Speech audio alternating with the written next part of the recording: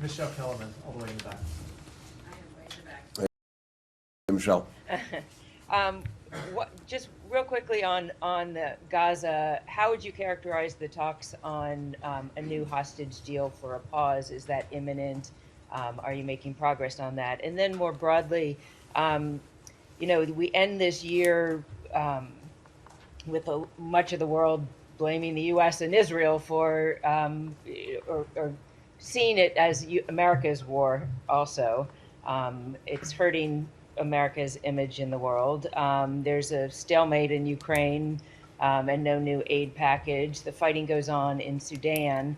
I wonder if there's anywhere that you're rethinking strategy or have some ideas on how to change the dynamics on any of those conflicts. Thank you.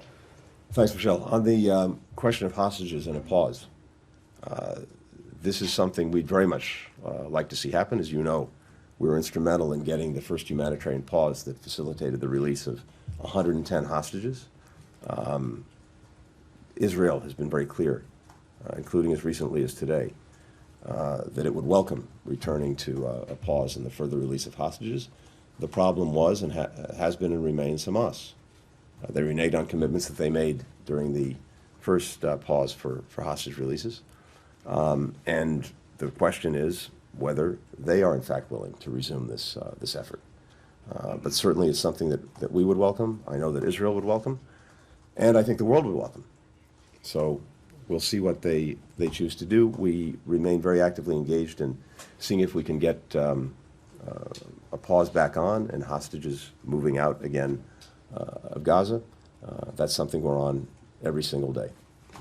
More broadly, I think what's important to always remember is that virtually none of the challenges we're dealing with are like flipping a light switch and you suddenly get total success in the course of a day, a week, a month, even a year. It's almost always a process and a constant effort to get to a better place. We were talking about Ukraine a short while ago. Very important to put this in context.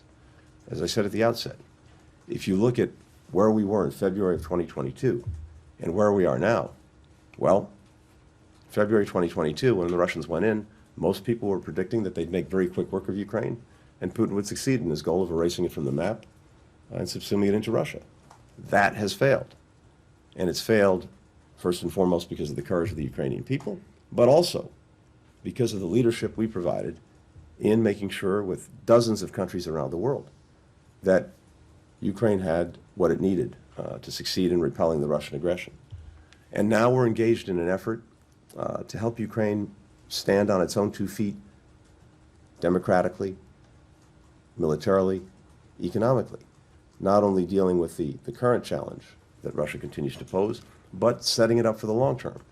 And a lot of very important and good work has been done and continues to be done on that. Militarily, we have 30 countries around the world now that are helping, including the United States, that are helping Ukraine build a future force, one that can deter aggression and defend against it if it comes in the future. We're extensively engaged on trying to bring much more private sector investment and activity into Ukraine so that it can thrive economically. And we're having some real success there. And that creates a virtuous cycle where investment comes in, the tax base goes up, and increasingly Ukraine can pay for itself. And of course, we're working to deepen democratic reforms and help Ukraine combat corruption, which is necessary for getting that investment to flow, and also for Ukraine to be a strong democratic state going forward. And as I mentioned, we just had the EU open accession talks. Now, all of that takes time. All of that takes effort, but we're in a place where not only have we helped Ukraine repel this Russian aggression, but, as I said, we're putting it in a place where it can stand on its own, stand strongly on its own, and succeed and thrive in the future. When it comes to, you mentioned Sudan, we've been actively engaged there as well in trying to end the horror of the, in effect, civil war between 2 military groups, the SAF and the RSF. And as recently as about a week ago, we helped get an agreement that the two leaders, Burhan and Hamedi, generals, would meet and commit to a ceasefire. Now, that still has to happen, and we're pressing to make sure that it does.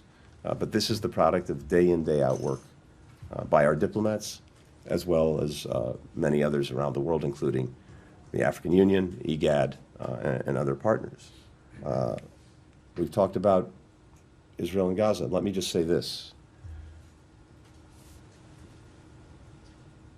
We believe that, as we've said from the outset, Israel has not only a right but an obligation to defend itself and to try to make sure that October 7th never happens again. Any other country in the world faced with what Israel suffered on October 7th would do the same thing. We've also said, and we've been very clear, that how Israel does it matters, and matters tremendously. And there, too, we've been very deeply engaged with them to maximize protections for civilians, to maximize humanitarian assistance, to minimize harm to people in Gaza. One of the things that's striking to me is that, understandably, everyone would like to see this conflict end as quickly as possible. But if it ends with Hamas remaining in place and having the capacity and the stated intent to repeat October 7th again and again and again, that's not in the interests of Israel. It's not in the interests of the region. It's not in the interests of the world.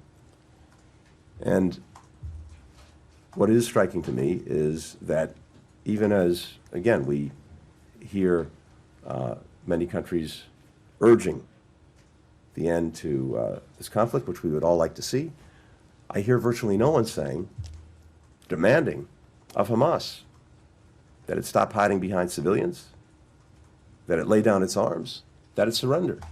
This is over tomorrow if Hamas does that. This would have been over a month ago, 6 weeks ago, if Hamas had done that.